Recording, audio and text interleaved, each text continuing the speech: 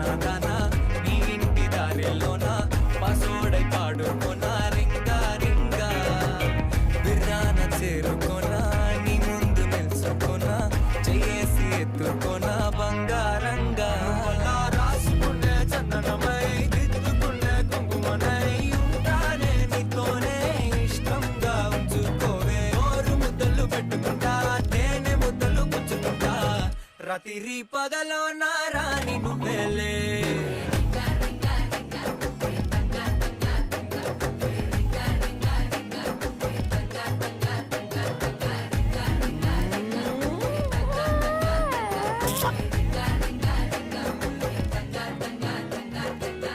జాలియా இருந்துச்சு.